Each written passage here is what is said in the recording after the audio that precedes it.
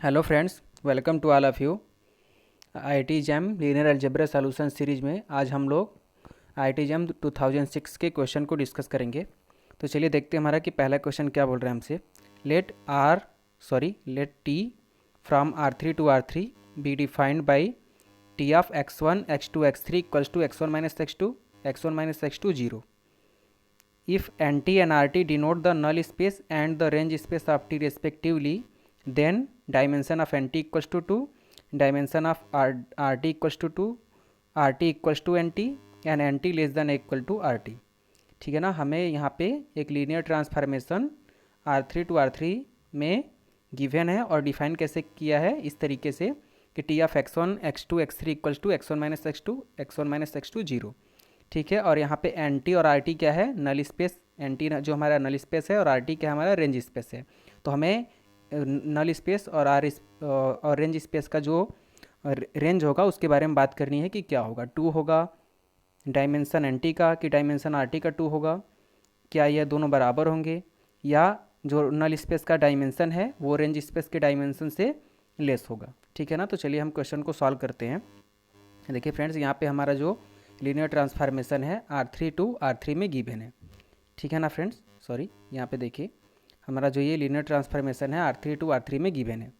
अब हम इसको फाइंड आउट कर ले, या तो हम dimension of null space find कर ले या तो dimension of range space find कर ले। ठीक है ना, तो हम कोई फाइंड आउट कर लेंगे तो क्वेश्चन को हम सॉल्व कर लेंगे। ठीक है, क्योंकि हमारा जो यदि T from U to V में हमारा लीनियर ट्रांसफॉर्मेशन होता है, U टू V में हमारा कोई लीनियर ट्रांसफॉर्मेशन है, तो रैंक नलिटी थ्योरम क्या होता है कि डायमेंशन ऑफ नल स्पेस और dimension of range space equals to किसके होता है, डायमेंशन ऑफ यू के। ठीक है ना, ये हमें पता है तो हमको कोई भी पता होगा। और यहाँ पर यू और भी दोनों R⁻³ R3 गिवन है, तो यू का डायमेंशन क्या हो जाएगा 3।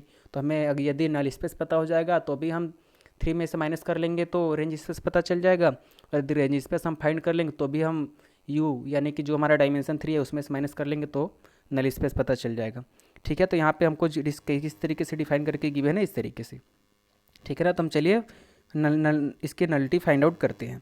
तो नलिटी फाइंड आउट करने का क्या मतलब है फ्रेंड्स कि कोई भी यदि हम एलिमेंट यू में से ले रहे हैं, ठीक है ना, तो वो कहाँ पे मैप होना चाहिए, भी के 0 एलिमेंट मैप होना चाहिए यदि हमारा linear transformation R to R में है। ये बात ठीक है, यहाँ पे R3 टू R3 में है। ठीक है ना, तो यहाँ पे जो डायमेंशन है u का वो भी 3 है और v का डायमेंशन वो भी 3 है। ठीक है, तो यहाँ पे हम कोई भी एलिमेंट ले रहे हैं R3 से तो कहाँ पे मैप होना चाहिए, R3 के 0 0 पे। तो ऐसा हमने कर लिया। और हमको ये जो डिफाइन करके कैसे गिवन है, टी x1 x2 x3 कैसे डिफाइन करके गिवन है, यहाँ पे ये डिफाइन करके गिवन है। तो हमने इस तरीके से लिख लिया x1 माइनस x2 0, और ये इक्वल टू किसके होना चाहिए, 0 0 0 के। ठीक है ना, तो यहाँ से हम इसको कंपेयर करके x1 और x1 माइनस x2 हमारा क्या बन जाएगा 0, x1 माइनस x2 क्या बन जाएगा 0। तो यहाँ से x1 और x2 की वैल्यू हमको क्या मिल गई, इक्वल मिल गई। ठीक है ना, तो हमारा नल स्पेस क्या बन गया, x1 x1 x3 या तो x2 x2 x3। यहाँ पे अब देखिए कितना हमारा जो नल स्पेस यहाँ पे बना है, इसमें अननोन कितने हैं। ठीक है ना, यहाँ पे देखिए यदि हम x1 की वैल्यू फाइंड आउट कर लेंगे तो हमको x2 की वैल्यू भी मिल जाएगी क्योंकि x1 इक्वल्स टू x2 है। यदि हम x2 की वैल्यू फाइंड आउट कर ले तो भी हमको x1 की वैल्यू मिल जाएगी क्योंकि x1 इक्वल्स टू x2 है। ठीक है ना, यहाँ पे दोनों इक्वल है तो हमको ये तो 1 हो गया और एक ये। ठीक है ना, यहाँ पे कितने अननोन है, 2 अननोन है। तो नल स्पेस का जो डायमेंशन है वो कितना हो जाएगा फ्रेंड्स 2। ठीक है ना, नल स्पेस का हमारा डायमेंशन क्या हो जाएगा 2। इस तरीके से हमारा कौन सा ऑप्शन करेक्ट हो जाएगा फ्रेंड्स, फर्स्ट वाला। तो डायमेंशन ऑफ नल स्पेस कितना हो जाएगा 2 हो जाएगा। डायमेंशन ऑफ आर टी तो हमारा कितना हो जाएगा 1, क्योंकि dimension of null space plus dimension of range space equal to कितना हो जाएगा 3। तो 2 में से 3 को माइनस करेंगे, 3 में से 2 को माइनस करेंगे तो कितना मिलेगा हमको 1। ये गलत हो जाएगा, ये इक्वल भी नहीं, ये भी गलत हो जाएगा और ये भी हमारा गलत हो जाएगा। तो हमारा कौन सा ऑप्शन करेक्ट हो जाएगा, पहला वाला। चलिए हम अगला क्वेश्चन को यहाँ पे डिस्कस करते हैं। सो हमारा नेक्स्ट क्वेश्चन क्या बोल रहा है फ्रेंड्स, देखिए यहाँ पे, if A and B are 3 cross 3 real matrices such that rank of AB equals to 1, then rank of BA cannot be 0 1 2 and 3। अब क्वेश्चन को ध्यान से देखिएगा फ्रेंड्स, हमें यहाँ पे जो A और B जो मैट्रिक्स गिवन है वो दोनों मैट्रिक्स 3 क्रॉस 3 का है। अब आप AB को जब हम मल्टीप्लाई करेंगे, ठीक है ना, तो ये भी एक मैट्रिक्स बनेगा। तो इसका ऑर्डर क्या बनेगा, ये भी 3x3 का मैट्रिक्स बनेगा, ठीक है ना।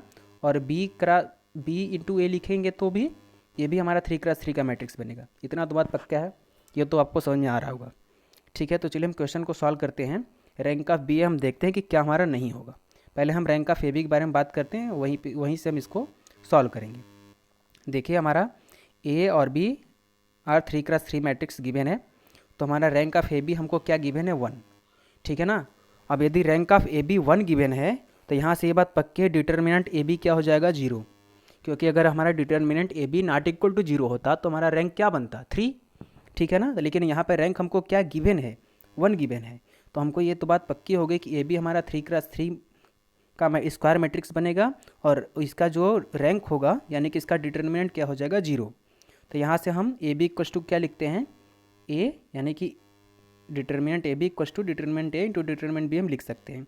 तो यहाँ से determinant A into determinant equal to B क्या हो गया 0।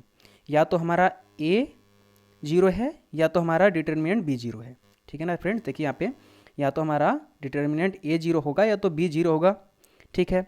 अब हमको क्या फाइंड आउट करना है रैंक ऑफ बी ए, तो हम डिटर्मिनेंट बी ए का फाइंड आउट करेंगे। तो यहाँ से हम इसको क्या लिख सकते हैं determinant B A equals to determinant of B into determinant of A. अब यदि हमारा क्या कहते हैं कि यदि हमारा डिटर्मिनेंट बी 0 है यहाँ से इस वाले से, सॉरी फ्रेंड्स यहाँ से यदि हमारा बी 0 है तब भी ये 0 हो जाएगा, और यदि डिटर्मिनेंट ए 0 है यहाँ से तो भी ये 0 हो जाएगा। इसका मतलब कि जो डिटर्मिनेंट बी ए है वो भी हमको क्या मिल गया 0 मिल गया। अब डिटर्मिनेंट हमारा बी ए में 0 मिल गया तो हम ये बोल सकते हैं कि rank of B A less than 3 होगा। 3 तो कभी नहीं होगा, ठीक है ना। यदि हमारा नॉट इक्वल टू 0 मिलता तो हम कह देते ये तो रैंक का डेफिनेशन ही है फ्रेंड्स, है ना। तो हमारा जो डेफिनेशन यही कहता है कि यदि किसी भी मैट्रिक्स का डिटर्मिनेंट नॉट इक्वल टू 0 है तो जितने आर्डर का स्क्वायर मैट्रिक्स है वही उसका क्या बन जाएगा रैंक बन जाएगा, ठीक है ना। तो यहाँ पे इसका रैंक जो बनेगा वो लेस देन 3 बनेगा, लेकिन 3 नहीं होगा। अब 2 होगा 1 होगा वो हमें तो नहीं पता, बट इतना पक्का है कि 3 नहीं होगा। तो हमारा कौन सा ऑप्शन करेक्ट हो जाएगा फ्रेंड्स, देखिए यहाँ पे सॉरी, तो हमारा हमसे क्या पूछा है कैन नॉट बी, ठीक है ना फ्रेंड्स, कैन नॉट बी यानी कि कौन सा नहीं हो सकता। तो हमारा ये डी वाला ऑप्शन यानी कि 3 तो नहीं हो सकता, ठीक है ना फ्रेंड्स। आई होप आपको क्वेश्चन अच्छे से समझ में आ गया होगा। So thank you.